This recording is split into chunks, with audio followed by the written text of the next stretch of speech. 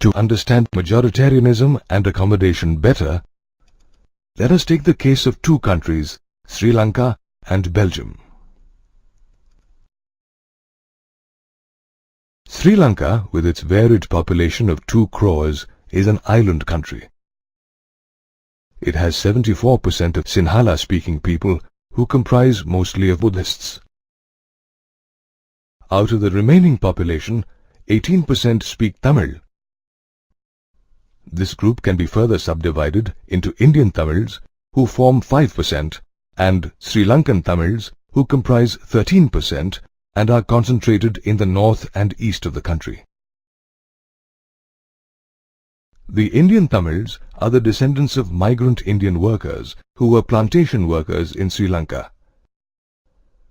These 18% Tamilians include both Hindus and Muslims.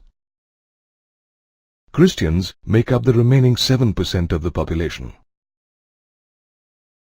Sri Lanka used the idea of majoritarianism to handle this cultural diversity. After gaining independence in 1948, the Sinhalese majority attempted to remodel Sri Lanka as a Sinhalese nation-state. In 1956, the Official Language Act, popularly known as the Sinhala Only Act, was enacted. Special policies supporting the Sinhala aspirants for university and government posts were created. Buddhism was made the national religion. These moves augmented a sense of separation in Sri Lankan Tamils, and they felt they were denied political and social equality. Thus, the Sri Lankan Tamils began an upheaval with the objectives of acknowledging Tamil as an official language and to bring about social and political equality and regional sovereignty. By the 1980s, this upheaval grew into a demand for free Tamil Eelam, or state, in northern and eastern parts of the country. This led to a prolonged civil war, causing widespread disorder and extreme hindrance to the development of Sri Lanka. Let us now see how Belgium handled diversity. Belgium is located in northwest Europe. It shares its borders with the Netherlands, France, Luxembourg, and Germany. Out of the total population of around 1 crore, 59% speak Dutch and live in the Flemish region. 40% speak French and are settled in the Wallonia region, and 1% speak German. In contrast, the capital city of Brussels has 80% French-speaking people, and the remaining 20% speak Dutch. The French-speaking minority in Belgium were wealthy, and the Dutch community hated this, leading to tensions during the 1950s and 60s. This friction was highest in Brussels, where the Dutch-speaking community was a minority.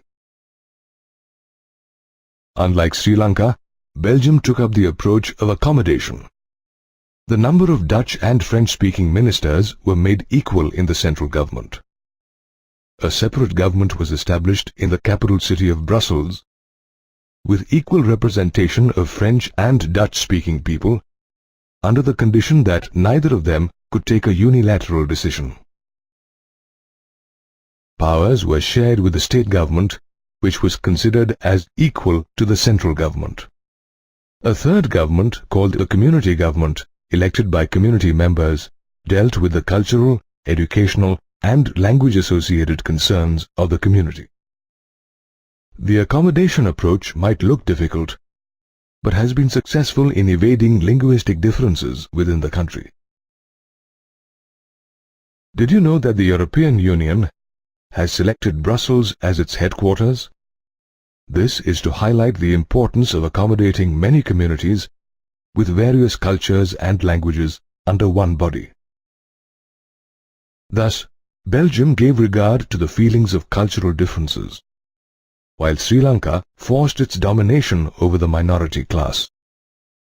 Belgium ensured stability through its policy of accommodation, while in Sri Lanka, majoritarianism even today continues to be a threat to its unity and growth.